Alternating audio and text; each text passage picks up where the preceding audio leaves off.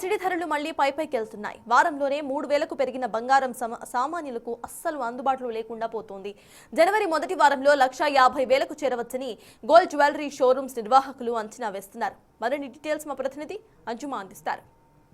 CD ధరలు పైకి పోతున్నాయి. ఈ ఏడాది కనీ విని ఎరగని రీతిలో చరిత్రలోనే తొలిసారిగా 1,00,000 మార్కుని క్రాస్ చేసింది బంగారం ధర. ఆ తర్వాత వెనక్కి తిరిగి చూడకుండా ముందుకు వెళ్లిపోతూనే ఉంది.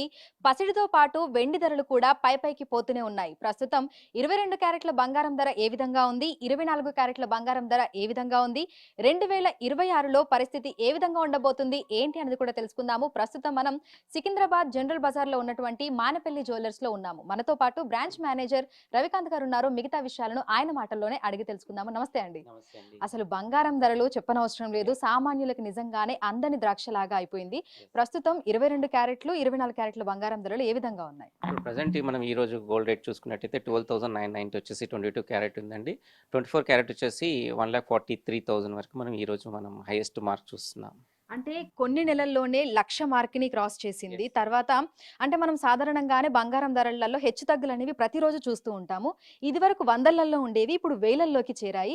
ఈ విధంగా ఎందుకు మార్పులు వస్తున్నాయి అంటారు?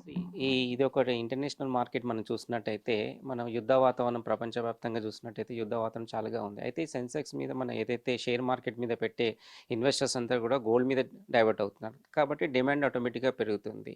ఈవెన్ దో బ్యాంక్స్ ఆల్సో ప్రపంచవ్యాప్తంగా అన్ని బ్యాంకులు కూడా, రిజర్వ్ బ్యాంక్స్ ఆల్సో అన్ని కూడా గోల్డ్ అండ్ సిల్వర్ పర్చేజ్ చేసి పెడుతున్నాయి. దానివల్ల కూడా డిమాండ్ పెరుగుతుంది. కాబట్టి ఆటోమేటిక్గా గోల్డ్ రేట్ అనేది పెరుగుతుంది.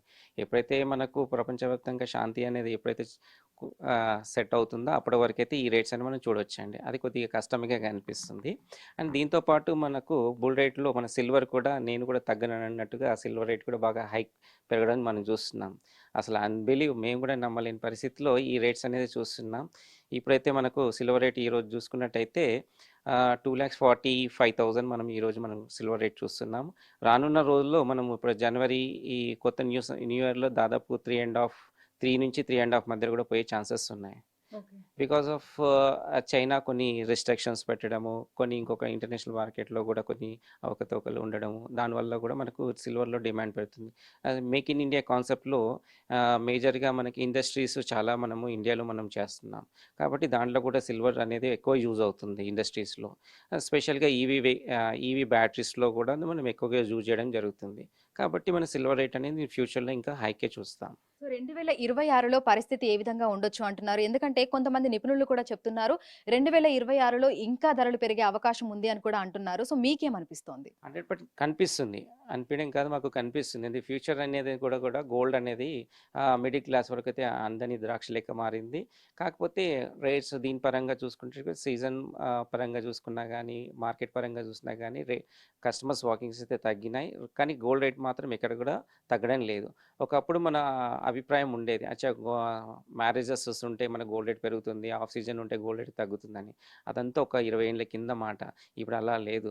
ఆఫ్ సీజన్లో కూడా గోల్డ్ రేట్ పెరుగుతుంది, సీజన్లో కూడా గోల్డ్ రేట్ తగ్గుతుంది. ఇది ప్యూర్లీ ఇంటర్నేషనల్ మార్కెట్ మీద డిపెండ్ అయి ఉంది. కాబట్టి అది ఆ విధంగా మనకు చూస్తున్నామండి. సో పర్సంటేజ్ వైజ్గా చూసుకుంటే గతంలో గోల్డ్ మీద ఇన్వెస్ట్ చేసే వాళ్ళ పర్సంటేజ్ ఎంత ఉండేది, ప్రస్తుతం ఏ విధంగా ఉంది?